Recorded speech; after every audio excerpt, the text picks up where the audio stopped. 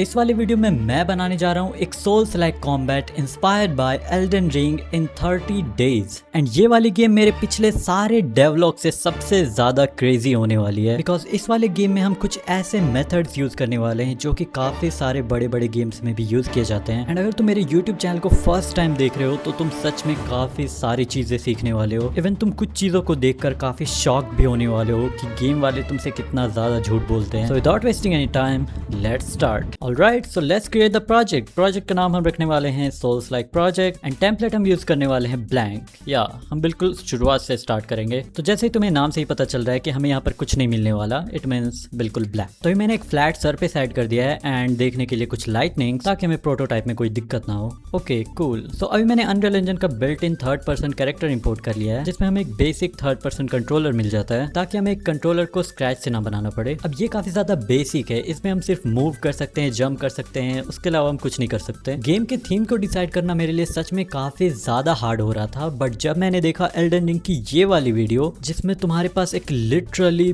बड़ा सा सॉर्ड होता है जिसकी वेट में भी 100 kg से भी ऊपर होगी, एंड उस चीज को देखने के बाद मुझे ऐसा लगा कि ब्रो मुझे ये चीज बनानी है। अब उस एग्जैक्ट चीज को अपने गेम में बनाने के लिए हमें चाहिए होगा काफी सारे animations like locomotion, attack animations and strafe movement. तो इसीलिए मैं आ जाता हूँ अनरियल के मार्केट प्लेस पर, जहाँ पर मुझे मिलता है ये वाला एसेट जो कि सच में काफी ज्यादा सिमिलर था। तो मैंने फटाफट से बाय कर लिया। तो यहाँ पर हमें काफी सारे एनिमेशंस मिल जाते हैं, तो उसका यूज करके मैंने एक ब्लेंड स्पेस बनाया है। अब नाम से ही तुम्हें पता चल रहा होगा कि ये कुछ ब्लेंड करता है, तो ये काफी सारे एनिमेशंस को कंबाइन करके स्पीड एंड डायरेक्शन के अकॉर्डिंग ब्लेंड करता है। एंड जैसा कि तुम ग्राफ में देख रहे हो, वर्टिकल लाइन स्पीड को रिप्रेजेंट कर रहा है एंड हॉरिजॉन्टल लाइन डायरेक्शन को। मींस जैसे जैसे प्लेयर के स्पीड एंड डायरेक्शंस चेंज होंगे वैसे वैसे एनिमेशंस भी ब्लेंड होंगे, जिसको अपने गेम में ऐड करने के बाद ये हमें कुछ ऐसा दिख रहा है। वेल अभी हमारे हाथ में कुछ नहीं है, बट आगे जाकर हम यहाँ पर सॉर्ड ऐड करने वाले हैं, देन ये चलकर काफी ज्यादा नेचुरल लगेगा। तो जैसा कि आप देख सकते हो कि अभी हमारा कैरेक्टर ओरिएंट मूवमेंट कर रहा है, मींस हम अपने कैरेक्टर को किसी भी डायरेक्शन में रोटेट कर पा रहे हैं। फाइटिंग के टाइम कैरेक्टर के फेस को एनिमी की तरफ ही लॉक करने के लिए हमें इसको एक और मूवमेंट देना होगा, जिसको हम कहते हैं strafe movement. So as you can see अभी मैंने टेस्टिंग के लिए एक डमी ऐड कर दिया है। जैसे हम यहाँ पर मिडिल माउस बटन प्रेस करते हैं वैसे हमारा लॉक ऑन हो जाता है।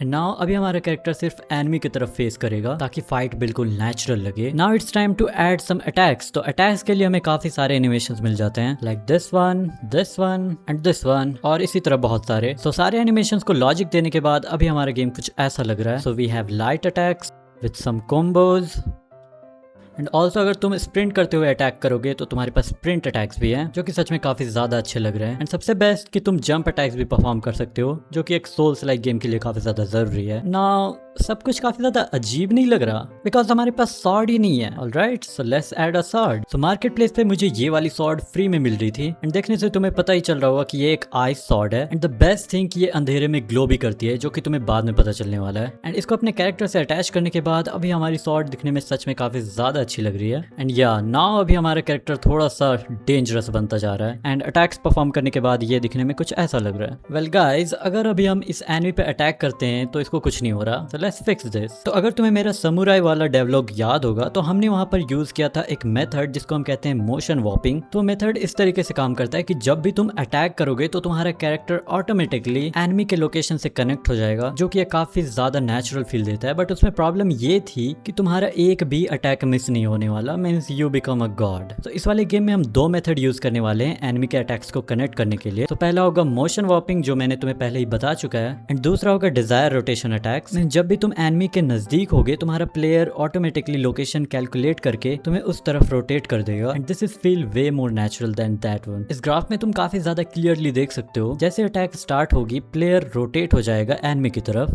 एंड अटैक के मेन स्टेज पे यहाँ पर तीन चीजें ट्रिगर्ड होगी। पहला सॉर्ड ट्रेस, ताकि हम ये जान सके कि सॉर्ड रियली में एनिमी से हिट हुई है। नेक्स्ट हमारे पास आता है इनपुट बफर। तो कभी कभी ऐसा होता है कि अटैक करते टाइम कभी कभी तुम स्पैम कर देते हो बटन, एंड इंजन उन वैल्यूज को स्टोर नहीं कर पाता, इसलिए हम इनपुट बफर का यूज करते हैं ताकि वो अगले टाइम में परफॉर्म करे। एंड उसके जस्ट नीचे हमारा मोशन वॉपिंग, ताकि उस एग्जैक्ट टाइम पे प्लेयर का अटैक एनिमी से कनेक्ट हो जाए। तो ये बस एनिमेशन ग्राफ में मैं तुम्हें इतना शो कर रहा हूँ, बाकी बैक एंड में काफी सारे ब्लूप्रिंट मैंने यूज किए हैं, जो कि काफी ज्यादा कॉम्प्लिकेटेड है एंड मैं ज्यादा घुसना नहीं चाहता उसमें। ऑल्सो हम अपने गेम में ऐड करने वाले 6 वे डॉजिंग, मीन्स तुम 6 डायरेक्शन में डॉज कर सकते हो। सो अगर हम प्ले करते हैं और जैसे हम अटैक करते हैं तो तुम्हें यहाँ काफी सारे ट्रेस नजर आएंगे। वेल ये सारे ट्रेस गेम में इनविजिबल होने वाले हैं, बट डेवलपमेंट के टाइम ये काफी ज्यादा जरूरी होते हैं कि कौन सा ट्रेस किससे कनेक्ट हो रहा है ये देखना। वेल जैसे हम अटैक्स करते हैं एनिमी रिएक्ट कर रहा है, बिकॉज इसको मैंने एक रिएक्शन एनिमेशन भी दे दिया है ताकि हम टेस्टिंग कर सकें। नाउ जैसे हम अटैक्स करते हैं ये काफी ज्यादा स्मूथली परफॉर्म कर रहा है एंड ये पिछले वाले कॉम्बैट से काफी ज्यादा अच्छा है। ऑल राइट गाइस, तो अब बारी है अपने कैरेक्टर को चेंज करना। वेल तुम्हारा कैरेक्टर तो चेंज नहीं हो सकता, एटलीस्ट गेम का ही चेंज कर लेते हैं। काफी डार्क जोक हो गया। खैर हमारा कैरेक्टर होने वाला है एक नाइट एंड ये दिखने में कुछ ऐसा लगने वाला है। ऑल्सो इसके बैक साइड में एक क्लोथ भी मिल जाता है हमें, जो कि सच में काफी ज्यादा अच्छा लग रहा है। And after changing that character in our game, the game is looking like this. I mean yes भाई, अभी सच में काफी ज्यादा अच्छा लग रहा है। सो गाइस गेम में तुम्हारा सेकंड वेपन होने वाला है जो कि है ब्लॉकिंग। यू कैन से तुम ऐसे गार्ड करके एनिमी के 50 to 80% डैमेज से बच सकते हो, बट ये तुम्हें 100% प्रोटेक्ट नहीं करने वाला। एनिमी के लिए हम इस वाले कैरेक्टर का यूज करने वाले हैं जो कि एपिक गेम्स हमें फ्री में ही प्रोवाइड करता है एंड ये दिखने में काफी ज्यादा डार्क ईविल लग रही है जैसा कि हमें चाहिए। एंड एनिमी को भी चेंज करने के बाद अभी हमें कुछ ऐसा नजारा देखने को मिल रहा है। एंड एक चीज तुम भी कह रहे हो कि भाई ये पुतले की तरह खड़ी क्यों है, बिकॉज हमने इसमें कुछ लॉजिक एनिमेशन कुछ भी नहीं डाला है, तो अभी हमें काफी ज्यादा ब्लूप्रिंट्स करना होगा या मूवमेंट पे काम करना होगा।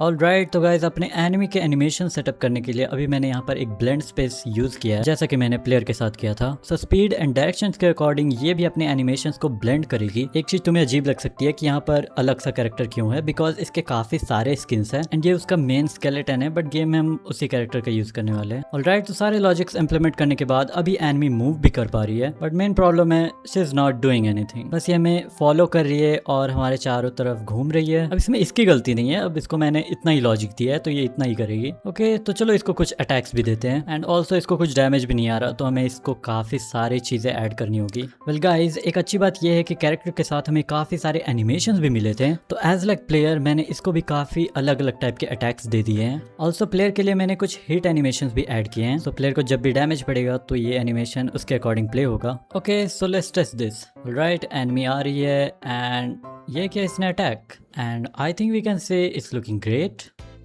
या गाइस, मुझे ये रियलाइज हुआ कि एनिमी के पास काफी कम अटैक्स है कंपेयर देन प्लेयर, सो अभी मैं मिड रेंज के भी अटैक्स ऐड करने वाला हूँ एनिमी में। ये बिल्कुल भी फिक्र मत लेना क्योंकि ये सारे अटैक्स बिल्कुल रैंडमली चलने वाले हैं, मीन्स तुम बिल्कुल भी प्रेडिक्ट नहीं कर पाओगे कि कौन सा कब अटैक चल जाएगा। ऑल्सो मैं ऐड करने वाले एक और rare mid attack and one of the most dangerous attack होने वाला है ये लीप अटैक। तो ये बेसिकली इस तरीके से काम करेगा कि जब भी एनिमी जंप करेगी हवे में वो प्लेयर की लोकेशन कैलकुलेट करेगी एंड अगर तुम उसके रेंज में आते हो तो भाई तुम्हारा तो खेल खत्म है, बट बच गए तो काफी अच्छी बात है। एंड ऑल्सो हम ऐड करने वाले एक रेयर क्लोज अटैक, उसके साथ साथ हम ऐड करने वाले on place turn animation like left 90 degree, right 90 degree, back 180 degree. अब ये स्पेसिफिक थिंग एक्चुअली में जरूरी तो नहीं था, बट गेम को actual triple A type feel देने के लिए हमें इन छोटी छोटी चीजों पर भी ध्यान देना होगा। वेल गाइस, मैं सोच रहा था कि क्यों ना गेम में साउंड इफेक्ट्स भी ऐड कर दिया जाए, बिकॉज बिना साउंड किए काफी ज्यादा ड्राई फील हो रहा है। तो मैंने यहाँ पर कुछ sword swing sound effects, thunder, rocks, वो सारे साउंड इफेक्ट्स जो जरूरत है वो ऐड कर दिए हैं। फिर हमने साउंड इफेक्ट्स तो ऐड कर दिए हैं एंड मैंने सोचा कि क्यों ना कुछ पार्टिकल इफेक्ट्स भी ऐड कर दिया जाए लाइक दिस वन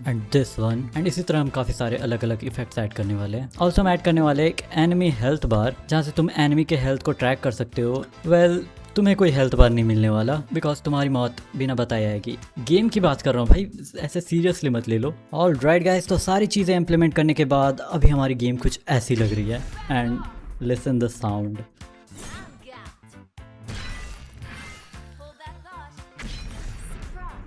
या इसमें मैंने कुछ डायलॉग्स भी डाला है जो मुझे इस कैरेक्टर के साथ ही मिली थी। ऑल राइट गाइस, तो अब बारी है मैप को बनाने की। अब मैप मुझे कुछ ऐसा चाहिए जो थोड़ा डार्क हो। डार्क मीन्स जो हमारे कैरेक्टर्स हैं वो ओवरऑल एनवायरनमेंट से मैच कर सके। मैप का साइज है 1 किलोमीटर बाय 1 किलोमीटर, तो ज़्यादा बड़ा नहीं है।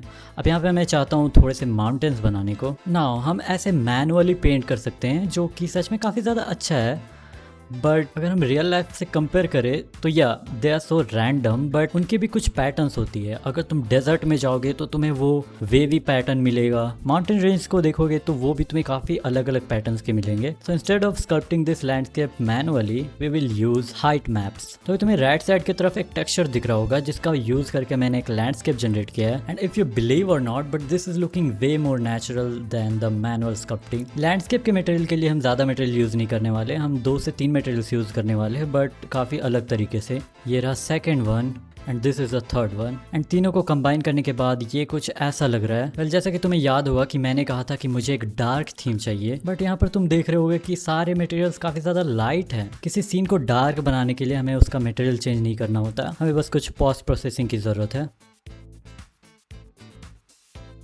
ऑल राइट गाइज, तो काफ़ी ज़्यादा ब्राइटनेस ट्रिक करने के बाद एंड थोड़े से इफेक्ट्स ऐड करने के बाद अभी हमारा सीन कुछ ऐसा लग रहा है। एंड तुम यहाँ पर देख सकते हो कि हमने स्काई बॉक्स भी चेंज कर दिया है ताकि ये थोड़ा डरावना एंड डार्क फील दे सके। नाउ ओवरऑल काफ़ी ज़्यादा अच्छा लग रहा है, बट एक चीज़ रह गई है जो कि ये हाइट फॉग एंड वेट। चारों तरफ फॉग ही फॉग हो गया, तो हमें इसको थोड़ा सा और एडजस्ट करना होगा। ऑल राइट गाइस, तो गेम कंप्लीट हो चुकी है एंड ये फुल गेम तो नहीं है, इसको हम एक प्रोटोटाइप बोल सकते हैं। So this is the result.